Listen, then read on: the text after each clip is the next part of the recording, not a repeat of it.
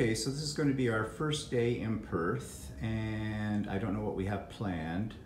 What do we have I was planned? just gonna walk around. I was thinking, we go past the port area here, and then maybe into the central business district a bit, and go from there. Okay, and we have to give Deborah, a lady we know that we were on a trip, met her and her husband on a trip 8 years ago to China, and she lives in Perth, and she has graciously offered to take us around to a few places and whatnot. So we have her phone number, and we'll give her a call later today and get that all set up. And yeah, today is getting our feet wet in Perth. No, we are not stepping into a water. We're going to look around the streets. We saw a little bit of it last night when we were on our hunt for essentials like wine and beer. And I think we got some food too.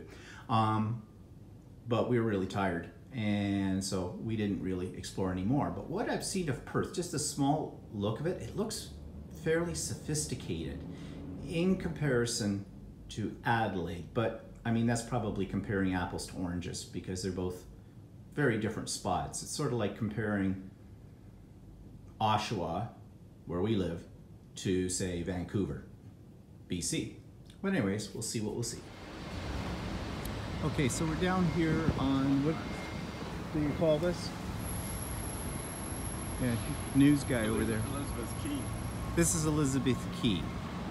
And it looks like it's sort of an entertainment complex. There's a guy over there doing the news.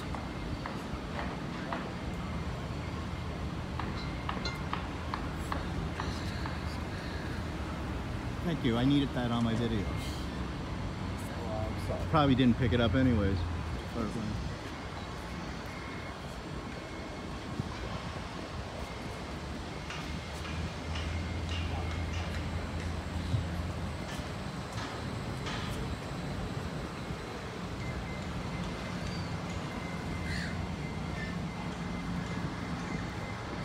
So you can see it's all got all this waterfront down here. So it does look like a sort of a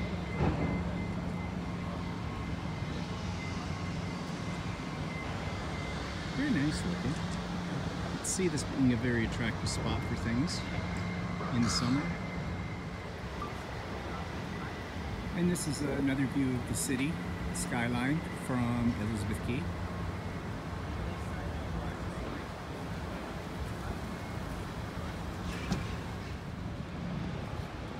This is another view of Elizabeth Key. There's ferries down here that you can take to other parts of the city. This big pedestrian bridge, it looks like.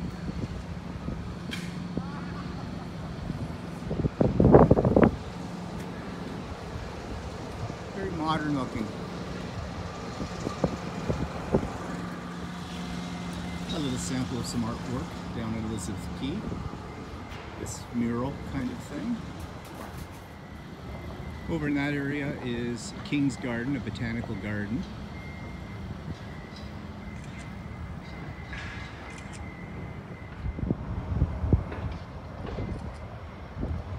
Another view looking out over this harbor and the pedestrian bridge.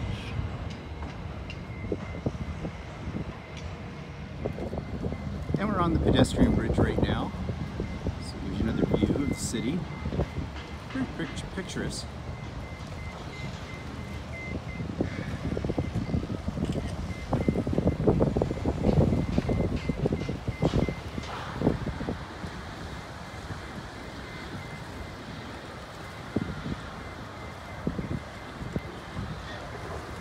The ferry's coming in.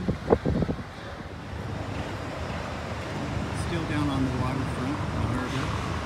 We have this big tower thing here. I don't know if you can go up it or what. I don't know if there's any place to stand if you went up it.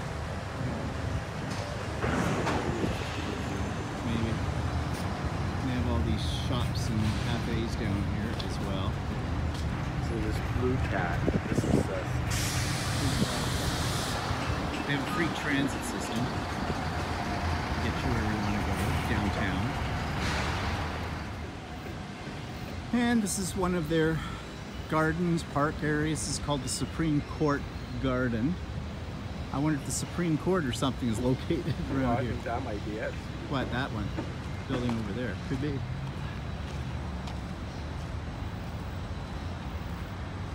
It's the one thing about Australia and all the cities.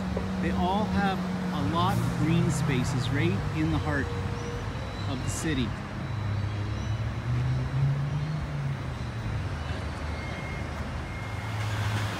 It's very tropical, very lush.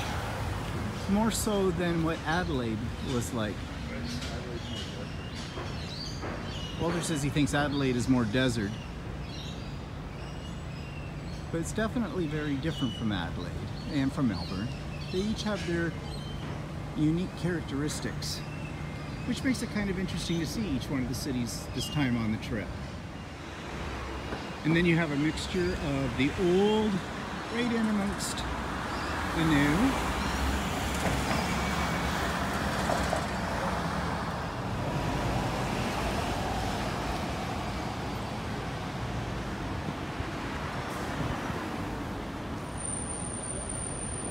Just another section as we walk about today. Today's a walkabout day.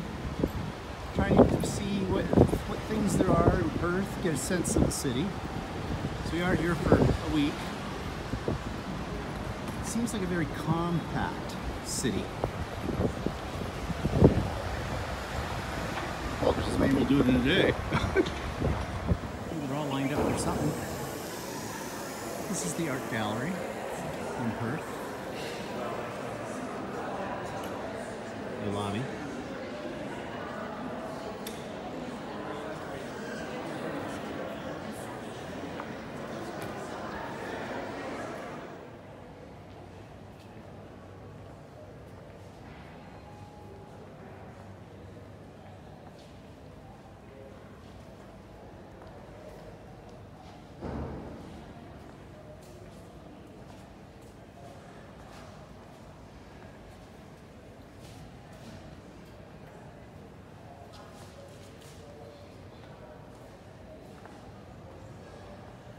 Just want to go make sure I still bug even know that.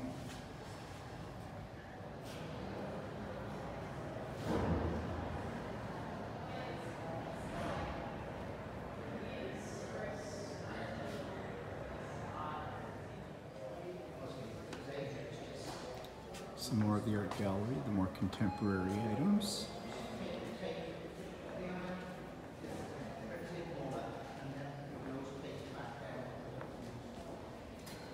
There you go. Mixed media. Do with old pieces of whatever.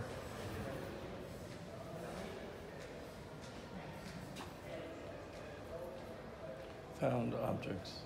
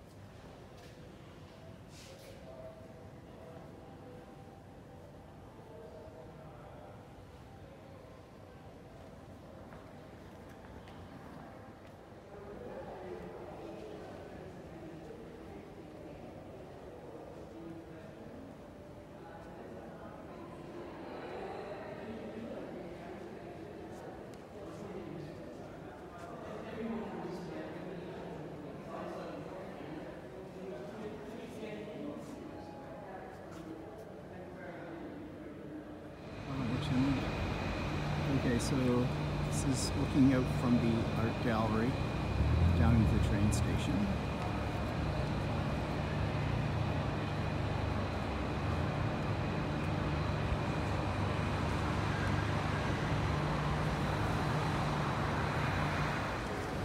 So it seems in Perth they have all these pedestrian malls with shopping on them, and they have all these interlocking buildings that are interconnected by walkways, which is what we're on right now. And you can see below us, this is one of their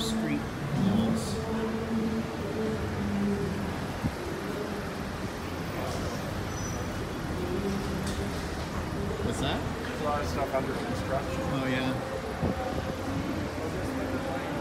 I know. I'm so sick of that side spots that are called arcades.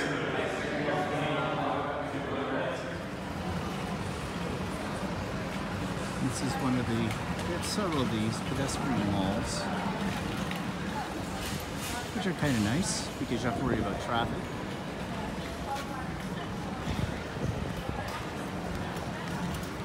And there's why it's called Caroline City, right there.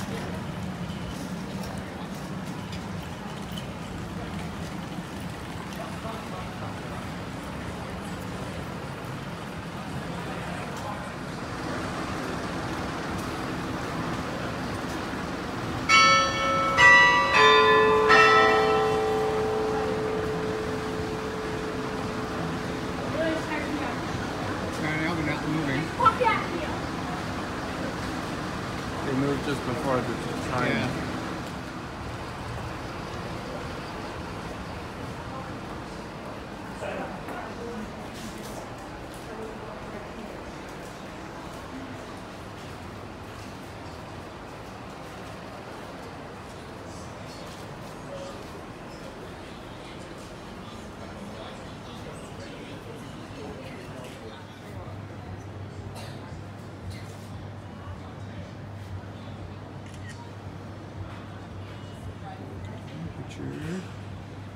Say hello. Hello. Never mind.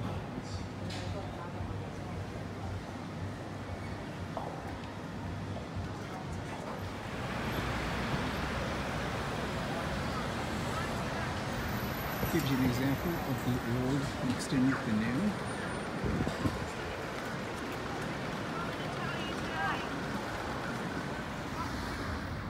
So this is some big church, St. Mary's Cathedral. I guess you can do paid tours inside of it and whatnot, and they've got a very modern looking edifice on the outside of it. We're on our way to the Perth Mint. Get some cash. Make some new money, maybe. They'll never find us back in Canada. And this is, I think, the back of the St. Mary's Cathedral. I don't think it's the front. I'm not sure what side's the front. Okay, so this is the Perth Mint. Oh look, something we haven't had in a picture in a while.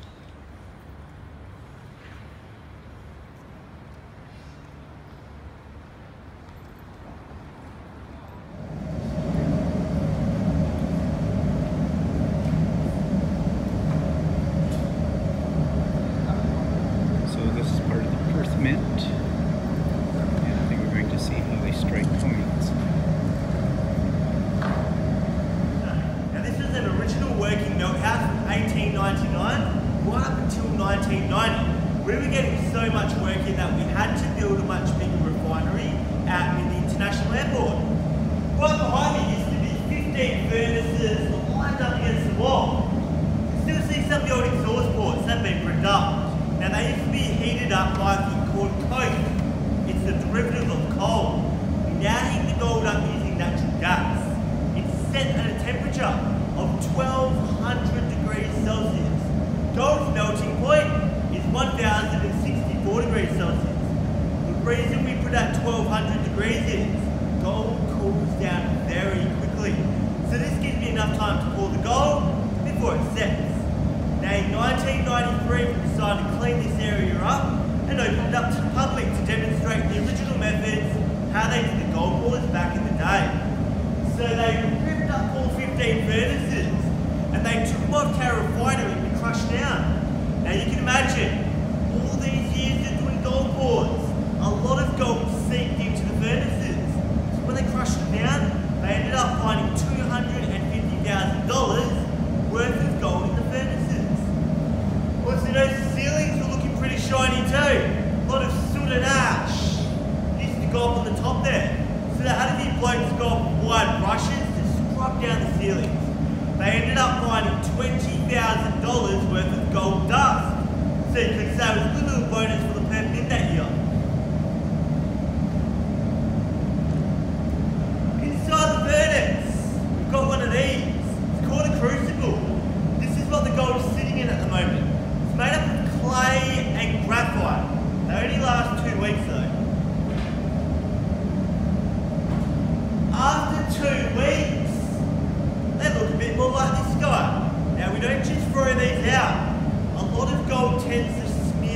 outsides of these.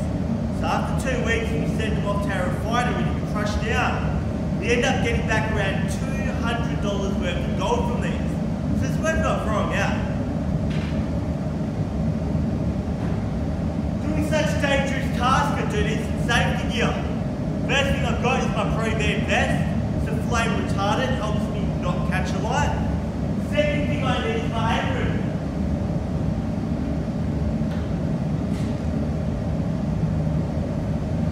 She's made up of 3 layers. The first layer is a layer of aluminium. This reflects the heat. Right behind that we've got a layer of wool, and sandwiched in between the two we've got a thing called Kevlar.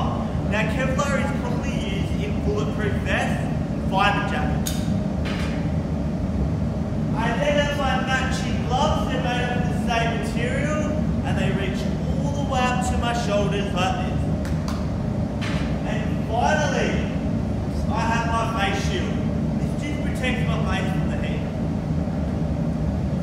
Now I'm running through the process of what I'll be doing today. Firstly, I'll turn off all the lights in the furnace. Then come over here, lift up the lid. Grab my lifting tongs, which look like this. I'll lift out the crucible and put it here. I'll then grab my pouring tongs and pour the crucible into this cast iron mould. While the gold sets, I'll grab my tray. I'll flip the mould over and we'll have that gold bar. I'll then pull the gold off this tub of water. Now this is just normal room temperature water. We haven't added anything to it. Okay, I think it's about time we pour some gold. Fingers crossed it all goes to plan.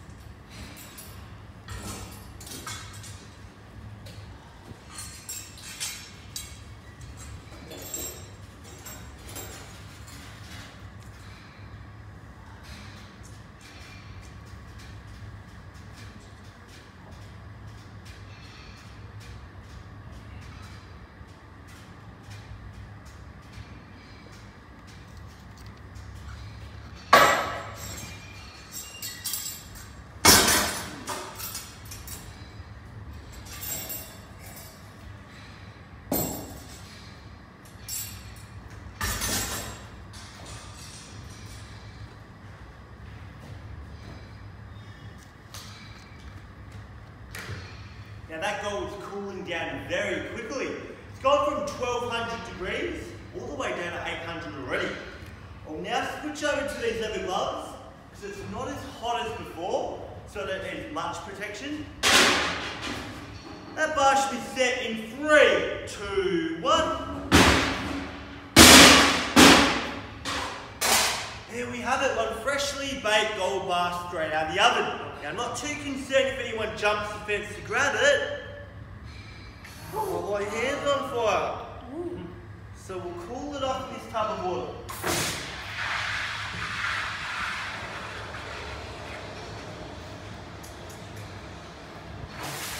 As you can see, it's really got that nice shiny gold glow. Still much too hot to touch. So we'll cool it down for a bit longer. Now hopefully for everyone this is their first gold pour. For the gold itself, it's not that special. So this is the same piece of gold we've been using for the last 20 years. One of the other blokes has worked out it's gone from the furnace to the mould to the water back into the furnace over 50,000 times in its life. So you could say it's one of the hardest working pieces of gold. Now we do lose a bit of gold through spillages when we pour it into the mould. A bit of gold splashes out of the water. So after every day, we give this area a good sweeping. Any bits of gold we do find, we put in the back pocket for superannuation.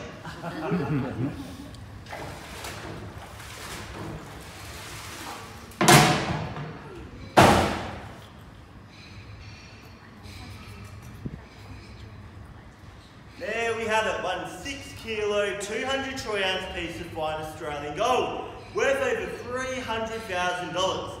This bit of gold right here can take you on a few trips around the world, even buy you a nice fancy car. A little bit more concerned now if you jump the fence to grab it off me, but even if you were successful, you would not be able to sell this bar legally.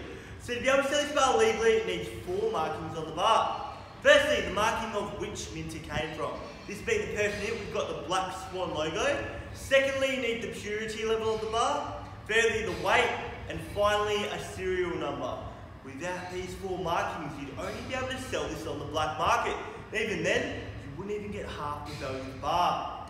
I'd love to pass this one around, but unfortunately I can't. This one has to go back into the furnace where it takes around 30 minutes to melt down back into liquid gold, ready for the next group. If you did enjoy my talk, you can drop a line in the suggestion box. My name is Adam. If you didn't enjoy it, my name is Dave. That concludes the tour, guys. When I switch on the lights, feel free to explore the rest of the museum. At 20 past inside the vault, we've got a movie playing which talks about theft in the goldfields if you're interested. Otherwise, you can have a look at the rest of the museum. Your wristbands are valid till 4:30 this afternoon. Thank you all for listening. I hope you enjoy the rest of your day. Some of the gold nuggets.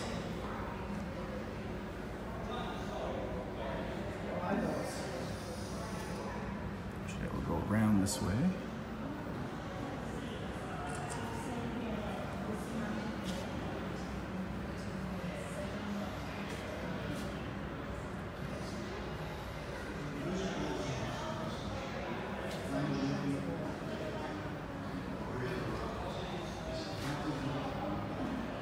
There's different types of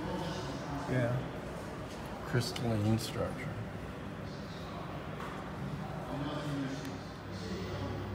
And this is the largest gold coin in the world, and it actually can be used as legal tender. And it is 1 ton gold coin, and it is worth, and it shows you right here, $60 million, Aussie dollars.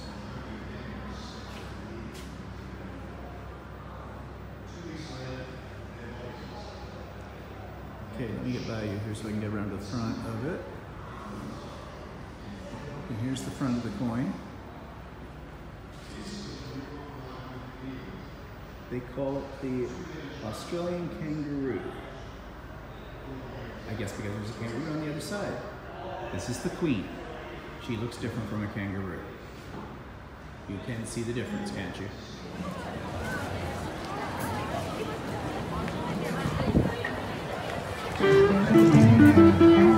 Okay, this is something called Hawker's Market, which they have on Friday night. I don't know if it's here all weekend long or what, or this is special. Just Friday night. But there's all kinds of places to eat, different kinds of foods, nationalities.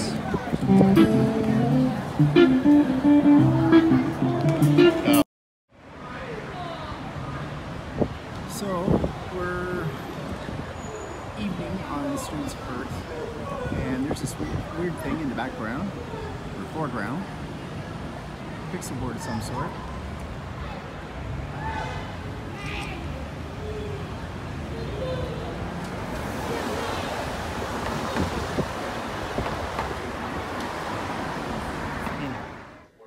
So we went downtown to check out the food area that they have on Friday nights during the summer, and it was a zoo. There was lots of food to pick from, but there was people everywhere. You couldn't move. And actually, quite frankly, the combination of the smells from different ethnic foods together was making me feel a little nauseous. But we decided to stop at Woolies, get some salad, used up a few things that we had last night, threw it on the salad. So we're having white wine and a salad. And that's how we roll when we're in Perth.